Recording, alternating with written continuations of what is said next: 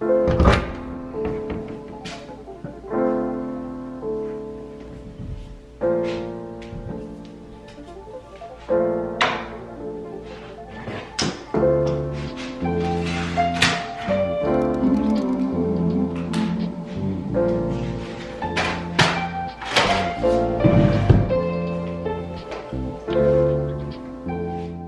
everyone, and welcome to my channel. If you are brand new here, my name is Diana and I'm a watercolor artist, and I love sharing my painting process as well as behind the scenes of running an art business as a work from home mom.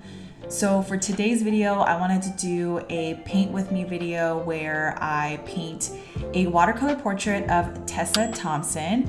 I was super inspired by the Met Gala and all the amazing fashion that I saw. So my favorite one was Tessa Thompson. So I'm gonna be painting her watercolor portrait and her outfit. I chose this one because I wanted to choose an outfit that I've never done before. I've never done ruffles like this, and she has just so many incredible details in her outfit. So I thought I'd challenge myself today and do a paint with me video on this outfit that is difficult, intimidating, but I'm also excited to dive in.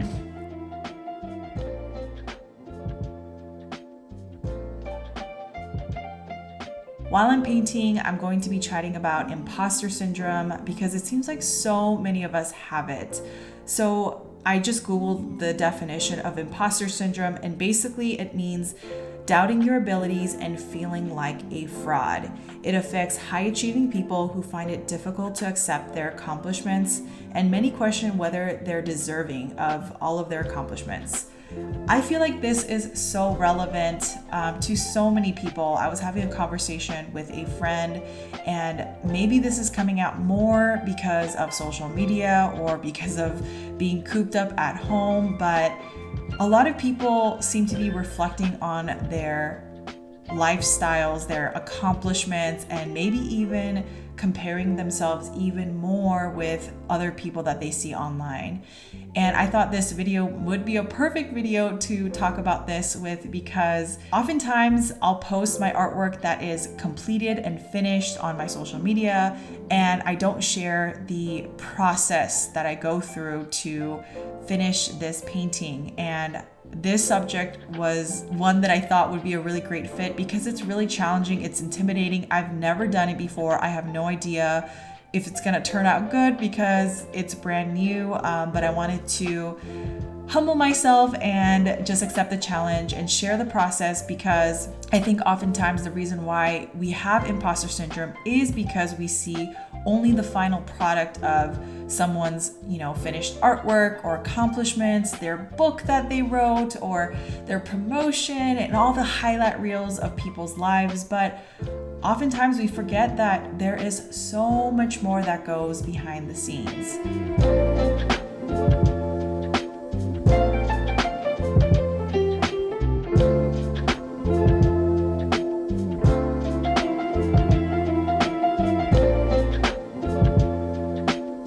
So like I mentioned, I was chatting with my friend who has been in the field of public relations for years and years and years. She's gotten so many people, in the front of the magazine spreads and articles, and just gotten her client success. But even years of doing her practice, we were having a conversation recently, and she said that she's having imposter syndrome because she's just got this new role at a new company, and she's now representing different types of people, and she just felt like she wasn't good enough. Like all the things that she's done in the past didn't count anymore because it was a new territory of public relations that she was stepping into. This could really apply to so many of us. I know for myself, I feel the same way. Like when people come up to me and compliment me, I feel like a fraud, or I feel almost like they're talking about someone else. Like I don't feel like they're talking about me, because from my experience, I only see the 99 mistakes that I made and maybe the one thing that I did right. But oftentimes we only talk about that one thing that we did right and not the 99 things that maybe we experimented and learned through to get to that one success or that one milestone, if that makes sense.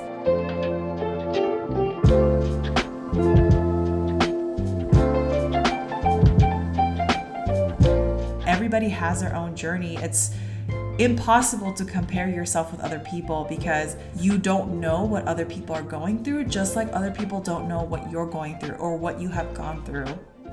I don't know if you have seen that visual of the iceberg where you only see the tip of the iceberg that is above the water, but you don't see all the ice that's underneath, below the water. And that's basically what success looks like. People only see the tip of the iceberg. People don't see all the hard work behind the scenes. People only see, the end result.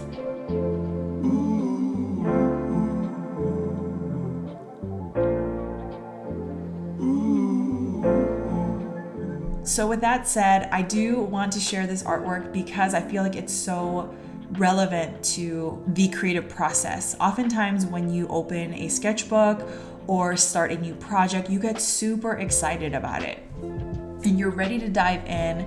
You're ready to start, getting into your creative zone and painting.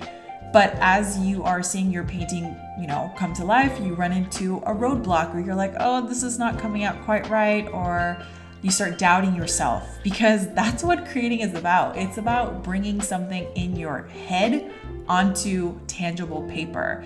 And when that happens, it's a messy process. Like, again, going back to that Instagram, like seeing only the final product, you don't see the struggles and the self-doubt that comes with finishing that artwork. So oftentimes we stop at that place. We're like, this feels uncomfortable. This doesn't look good. It's not coming out the way I wanted it to. And so we stop. How many of you have a quote ugly notebook where you have like half finished drawings and you're like, oh, this isn't good enough, so I'm not going to show anyone. If I show people, I feel like I'm showing, I'm being like naked in front of that person. I know someone recently commented that in one of my videos, and I totally understand that feeling, because showing not only your artwork, something that you've thought about in your mind, but showing the process to someone is incredibly vulnerable. And I think it just is something that comes with practice. Like, even for me recording this video, painting and showing you like, this is what it really is. And I've been a professional artist for 6+ years now, but it still feels vulnerable to record this and post this where anyone can look at it. That is what makes you human, and that's what helps people connect with your artwork when they are able to see the full picture. So try not to listen to that voice telling you that you are not good enough, or you're not worthy of success, or you're not deserving or anything like that, because it's all a part of the process, and it's something that we need to go through in order to reach that tip of the iceberg, or on top of the mountain, or that next milestone, whatever that looks like.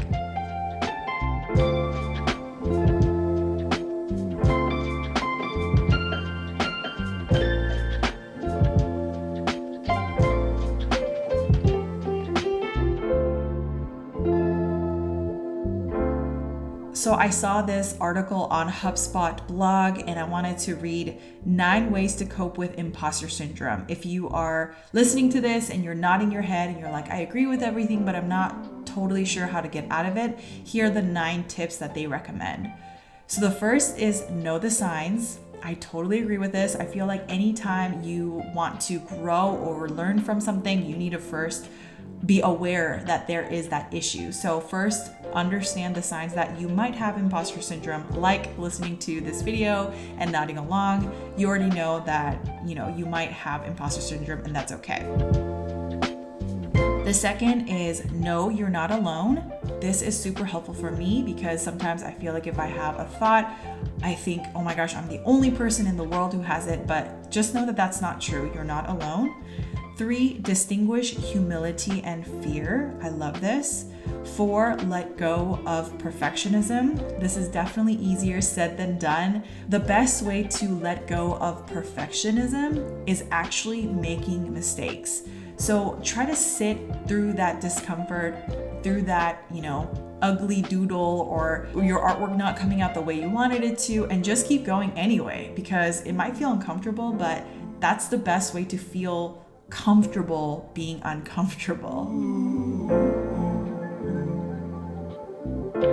Number 5 is be kind to yourself. Number 6 is track your success. I love this. Again, I think posting your artwork on social media or having a blog or keeping a sketchbook, some way to monitor your progress is really a great way to deal with imposter syndrome and remind yourself how far you've come.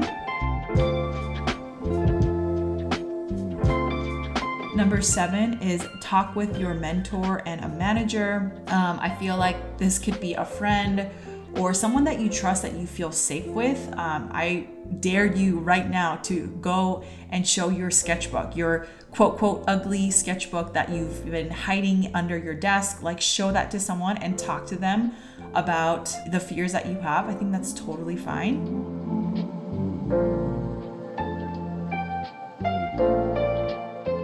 Number 8 is say yes to opportunities. This is a big one because, again, it goes back to letting go of perfectionism, because you're saying yes to something and just putting your skin in the game, knowing that things might not look perfect, but you're okay with that. And you start to build confidence through action, not overthinking.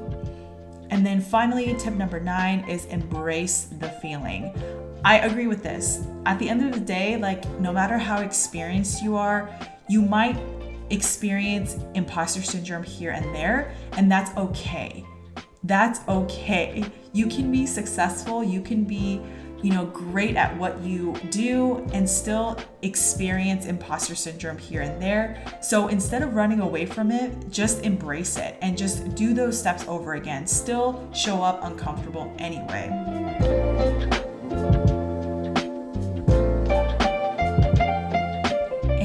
Here is the finished painting of Tessa Thompson in her Met Gala outfit from 2021. I gotta say, this was probably the most challenging outfit that I ever painted, and it was really humbling. I feel like I really need to practice painting ruffles after this one, but I'm proud of myself for pushing through, even though it was uncomfortable. And I think it definitely helped that I was recording my process, knowing that I'm talking about imposter syndrome, knowing that other people would resonate with this message. So I hope you guys enjoyed watching the process, even though, it was not the most comfortable painting that I've ever done. It was a lot of fun, and I'm glad that I did it. Let me know in the comments down below which of the 9 tips that you resonated with the most. And please hit subscribe if you want to see more type of content like this. Thank you so much for watching, and I will catch you guys in the next video. Bye.